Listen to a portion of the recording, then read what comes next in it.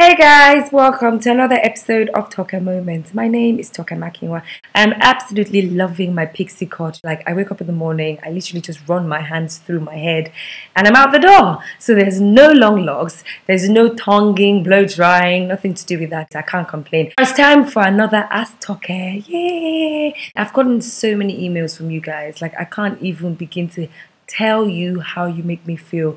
It's a tremendous feeling.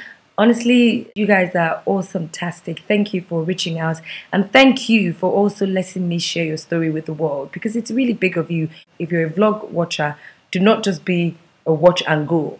You have to comment, because you never know. Someone might be waiting to hear from you, and that which you have to say might just help someone make up their mind. So this email is from Ada, and this is really serious, and I want you guys to listen to it.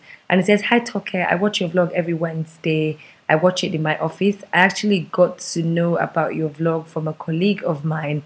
Everyone in my office thinks you're crazy, but I think that you have a personality of someone that I would really like to be friends with. I know you usually have Ask Toke." It's very hard to read as I'm doing this, so if I look a bit crazy, pardon me. "I know you usually have a Ask Toke segment of your vlog, and I haven't spoken to anyone about this. But for some reason, I feel like you're my friend in my head." Oh, Ada, thank you for feeling that way. Yes, I'm the friend in your head. "And I just want to share my story with you.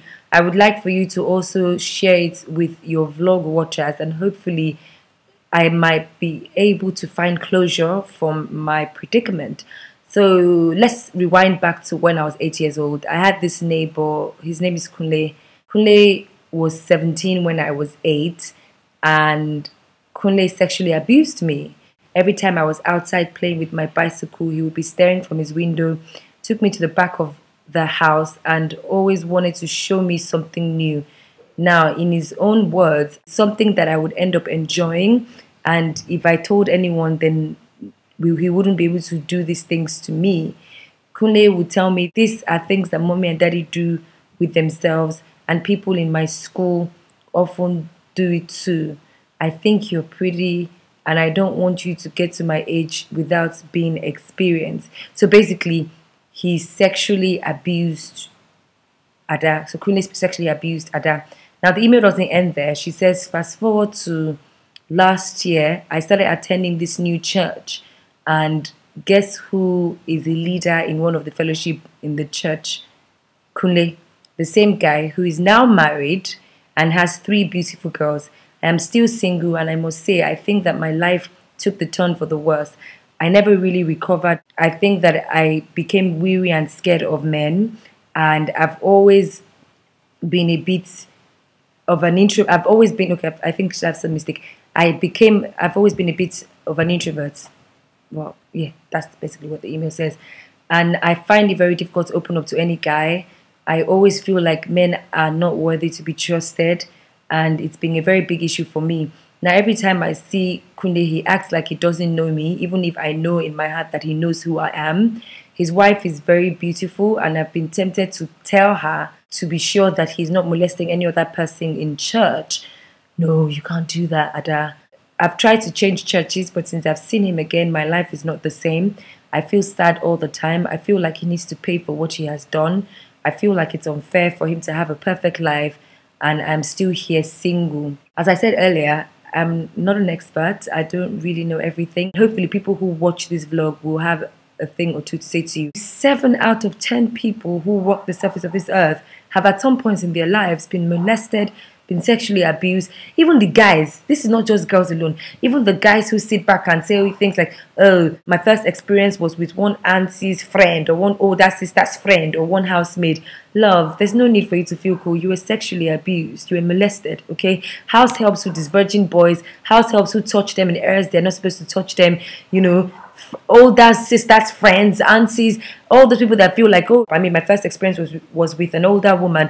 She molested you," okay? It's sexual abuse, and it's a punishable act. It's a sin in the sight of God. I'm sorry for the kind of life that you've had to live. I'm not saying that what Kunle did is right. I'm not saying that what Kunle did is not punishable.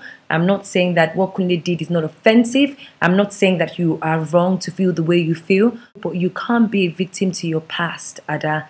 You cannot be a victim to that which someone did to you when you were 8 years old.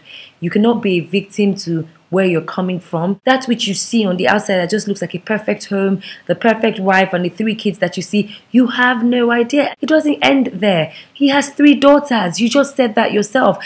You should be praying for him. You should be assisting him with prayers and saying, you know what, for what you did to me, I pray your daughters do not go through what you put me through. You know, I don't mean to go all spiritual on you guys, but it's even in the Bible. The Bible says that the children's teeth are sore from the grapes the fathers have eaten. So many people are paying for crimes that they did not commit. This part of your life affects you so much. Why don't you try to see your pastor? Why don't you pray about it? Why don't you, read books that might help you, seek counseling, but do you? But I don't think you should go and involve his family, because check it out. You could be the girl that is married to the guy. Do you know what I mean? And I don't think she has to pay for a crime that she did not commit. She has 3 daughters already. It's a good thing you've seen him again. Think the positives. Think getting the closure that you need. Letting him know that he hurt you. You've had issues letting go of what he's done to you and letting it go. You have to let go. For you to move forward, you have to let go. You can't keep carrying baggage from your past. And trust me, that people have it worse. People really have it worse. There are people who were gang raped. There are people who were molested by their own siblings. There are people who were molested by their fathers. I'm not saying that yours is not as important. All I'm saying is, in every situation you find yourself, you have to live by looking in the mirror, not seeing a victim, but seeing someone that's, so what if I was molested? The truth is, I'm not going to be his prisoner. I'm not going to live in a cage of what could have been. I'm not going to live scared. I'm going to give myself a chance to move on, to forgive, to live a healthy life. Because if you die today, the guy is alive. As you can see, he has 3 daughters. You have to move on. If you are watching this vlog and you are a molester, and you are someone who will sexually abuse somebody, karma knows where you live. Even if you change address, karma knows exactly where to find you. And life is so funny, you have no idea. Isn't it ironic that the guy has 3 daughters? He did something to somebody else's daughter, now he has 3. Do you think that guy can sleep well at night? Trust me, he has his own demons. But if you need to speak to him, all I'll say is, don't bother letting the wife know that she's married to a molester. That's just drama. Speak to him one-on-one. Have him apologize to you if you want him to apologize.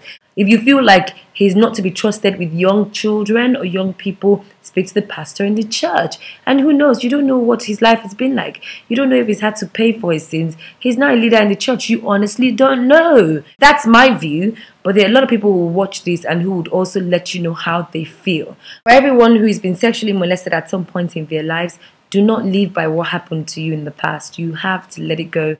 There's so many people who have been molested, abused, raped. They've taken that part of their lives and they've moved ahead, not living by the victim code. Some of them have gone on to be great women in the society and they are living incredibly well, and you can do the same. Thank you for sharing your story with me. I really, really appreciate it. Yeah, the vlog today is heavy, but what can I say? Please feel free to leave a word or two. And if you know any helplines, if you're a counselor, you can as well decide to counsel Ada, because Ada decided to share with us and we have to share back with her. I'm so sorry you had to go through that. You have your life in your hands and you are going to do something absolutely outstanding with it, okay? Please remember to subscribe to my YouTube channel and follow me on Twitter. I am a Tokestar with a double R. Until I come your way again next week, be good to one another. I will chat with you guys next week. Goodbye.